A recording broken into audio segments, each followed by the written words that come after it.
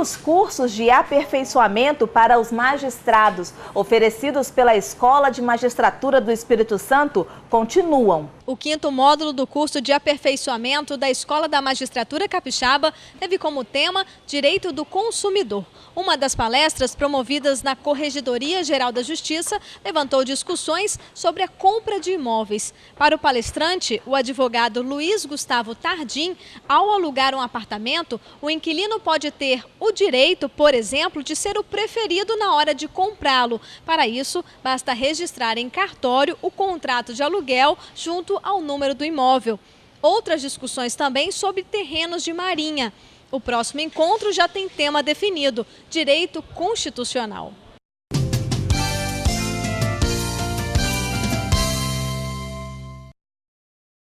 Em duas decisões de destaque nesta semana, os governos municipal e estadual foram condenados. A primeira Câmara Cível do Tribunal de Justiça do Espírito Santo manteve decisão de primeiro grau que condenou o município de Vitória a indenizar por danos morais o estudante Leandro Cunha da Silva, que há 13 anos teve um de seus dedos amputados após sofrer um acidente dentro da escola em que estudava, no bairro Ilha de Santa Maria.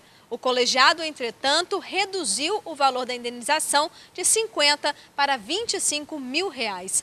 Em outra decisão, o Poder Judiciário Capixaba condenou o Estado do Espírito Santo a indenizar por danos morais a família do apenado José Bernardino de Andrade Filho, que em março de 2008 foi torturado e esquartejado dentro da antiga Casa de Custódia de Viana. Por decisão unânime da 2ª Câmara Cível do Tribunal de Justiça, o Estado terá de indenizar os 3 filhos de José Bernardino em 120 mil reais.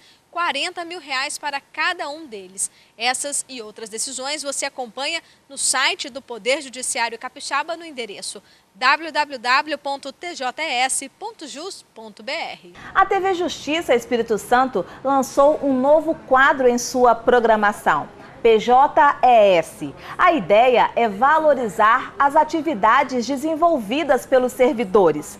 Confira o trabalho das taquígrafas do TJES. Palavras voam, escritos ficam. Taquigrafia vem do grego taques, que significa rápido, e grafia, que é o mesmo que escrita. Por meio de símbolos, os taquígrafos registram no papel as palavras, as decisões e o pensamento de parlamentares e juristas. Pegar todo o discurso, taquigrafar, traduzir, quer dizer, digitar, e colocar nos autos para ser disponível para as partes, para os advogados, isso aqui no tribunal. Porque em outro setor, na Assembleia, é você pegar ipsis literis o que aconteceu no discurso de um deputado. Há muitos métodos taquigráficos diferentes no mundo inteiro. Tudo isso para tornar a escrita cada vez mais veloz. A grafia comum, por exemplo, atinge cerca de 30 palavras por minuto, enquanto a taquigrafia consegue a proeza de anotar até 140 palavras por minuto. Tem vários métodos, mas aqui no Brasil, basicamente é o Lady Alves, Markt e o método Taylor, que são os mais usados. Aqui no tribunal nós temos o Markt e Lady Alves. O tempo é todo dividido, tá? O taquígrafo trabalha dividindo o tempo, o serviço é igual para todo mundo. E quando chega a dar o tempo daquela pessoa, ela sai, a outra entra, é um trabalho de formiguinha, vamos dizer assim. Porque taquigrafia é uma técnica de escrita rápida, dinâmica, manual e que permite você escrever mais rápido que uma escrita comum. Para desenvolver o trabalho taquigráfico, basta apenas um papel, um lápis ou uma caneta. Nem mesmo a tecnologia disponível conseguiu eliminar a profissão. Muito pelo contrário, tornou o profissional indispensável. Vamos supor, tem um julgamento, tem uma audiência e no meio da audiência o equipamento quebra, falta energia e aí o desembargador não pode falar, vamos parar para poder continuar depois porque o equipamento está quebrado, o som não está funcionando. Então a tecnologia ela vem ajudar o taquígrafo. Mas na hora que acontece algum problema, o ser humano é que põe em prática a tarefa. Aqui no Poder Judiciário Capixaba são 28 profissionais que realizam essa tarefa em silêncio, discretamente, acompanhando e registrando todas as sessões. E tudo que é dito durante as reuniões fica disponível integralmente na internet, através do Diário Oficial de Justiça ou nos autos. Todas as sessões a gente cobre. Tem o Conselho da Magistratura, as câmaras cíveis, as criminais, as reunidas e o pleno. Então todos os dias tem sessão, às vezes tem até 2. Então a gente divide esse pessoal, ficam 3 pessoas em cada sessão para poder cobrir a sessão. E aí daí a gente tem apanhadoras e revisoras. Aí a gente pega os serviços juntas para depois traduzir, que às vezes uma perdeu uma palavra, complementa com o serviço da outra. E o som também, que nos ajuda para ver a pontuação, na expressão que o desembargador, ou o orador, o advogado faz, e a gente coloca essas pontuações com o som, na pausa, e aí a gente faz, por isso que a gente precisa do auxílio do som. A atividade exige agilidade e técnica apurada e ganhou, em 3 de maio, uma data para homenagear esses profissionais que trabalham contra o tempo.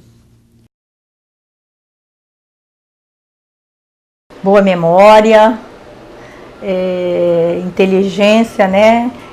Autodisciplina, autocontrole, audição perfeita e muita persistência, porque às vezes tem gente que nem consegue aprender, porque é difícil gravar todos os sinais.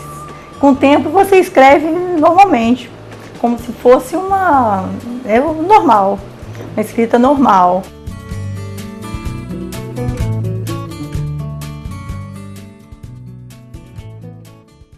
Atualmente, o Espírito Santo possui 858 crianças e adolescentes em acolhimento nas 93 casas de abrigo. Deste total, 130 já estão aptas para a adoção. A maioria está na faixa etária entre 3 e 18 anos. Neste mês, dedicado à adoção, vamos encerrar o Repercussão da Semana acompanhando um encontro de amor.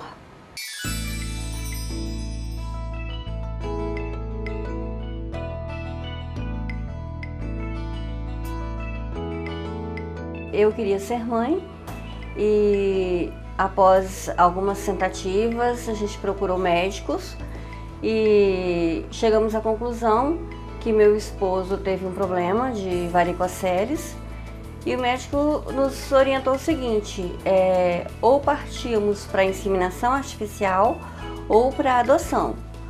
Como meu esposo não concordou com a inseminação artificial, chegamos então à adoção. Primeiro eu fui ao fórum, me saber qual seria o meu primeiro passo. Lá no cartório, na vara da infância, foi me dado uma relação de documentos. A hora que tivesse tudo pronto era para entregar no cartório. Então a gente providenciou essa documentação, entregamos no cartório, dia 5 de janeiro de 2012.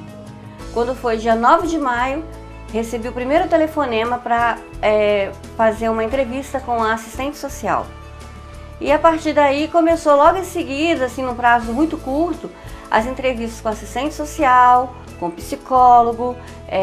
Tivemos a oportunidade de participar de um curso para habilitação na comarca aqui de Cariacica, que foi aí que nós realmente tivemos a decisão realmente que o que a gente queria era adoção mesmo. Depois que fizemos todo esse curso, achamos que já estaríamos na fila, mas também não foi bem assim, porque tivemos que voltar novamente com o psicólogo, tivemos que voltar novamente na assistência social. Ela veio até a nossa casa, fez uma visita, nós fomos conhecer o abrigo, como que é o trabalho do abrigo, passamos uma tarde muito gostosa com as crianças. E aí a assistente social falou que agora, juntando tudo, ia se fechar laudo de cada profissional e ia mandar a nossa documentação para o Ministério Público. E dentro do meu coração, algo me dizia que ia sair uma criança para a gente em dezembro, para a questão do final do ano, de Natal. Só que eu não imaginava que fosse a criança para adoção. Eu imaginei que de repente eles me ligariam para a gente ter uma criança para passar o Natal com a gente, o final de ano com a gente. Quando foi dia 5 de dezembro, 7h20 da noite, a assistente social nos liga, nos perguntando se ainda estávamos animados para a adoção, porque ela viu que nós estávamos no cadastro. E eu disse para ela que sim. E só do fato dela falar que era assistente social da Vara da Infância, eu já fiquei muito nervosa e muito ansiosa. Porque eu sabia que para ela estar me ligando naquele horário, alguma notícia boa ela tinha para mim. E ela me falou que tinha uma criança que estava disponível se a gente queria conhecer essa criança. E eu disse para ela que com certeza sim. Ela me falou, porém, que essa criança tinha uma questão que ainda não estava definida. E eu perguntei qual é o problema dela. Ela falou assim, olha, essa é um bebê. Esse bebê, a mãe, na hora do parto, ficou sabendo que era soro positivo, não fez pré-natal, ela era moradora de rua, e esse bebê foi abandonado no hospital. Então esse bebê, ele está em tratamento, não se sabe ainda se ele é positivo ou negativo. Eu falei assim, não, independente se ele é positivo ou se ele é negativo, a gente quer o bebê. Porque eu creio num Deus que pode todas as coisas. Se ele me deu essa resposta de oração, me dando esse bebê logo 3, 4 dias após eu ter pedido, é porque ele era meu mesmo. E quando a gente tem um filho, acredito que se a gente fica sabendo que essa gestação vai vir uma criança com algum problema de saúde, não vai se desprezar essa criança, não vai jogar fora, não vai abortá-la porque ela tem algum problema de saúde, vai ter do mesmo jeito, com muito amor. Foi lindo quando eu vi o Davidson. Eu olhava para ele e falava, meu Deus, eu não acredito que Deus está me dando um presente tão lindo. O Davidson ia fazer 3 meses, o Davidson pesava mais ou menos 3 quilos. O Davidson era magrinho, carequinha, tinha só via veia na cabecinha dele, tinha uma hérnia no umbigo, já estava bem grande, já tinha sido internado uma outra vez, tinha problemas respiratórios, estava muito fraquinho. Mas mesmo assim, eu pensava assim, que independente do tempo que Deus fosse deixar Davidson na nossa companhia, a gente ia ser grata. Não importava se é 1 mês, se seria 2 meses, se a gente ia ter o Davidson por pouco tempo, ou se a gente ia criar o Davidson e ver os filhos do Davidson nascer. O importante é que ele estava conosco, que a gente quer usufruir o máximo desse período que Davidson vai ficar na nossa companhia.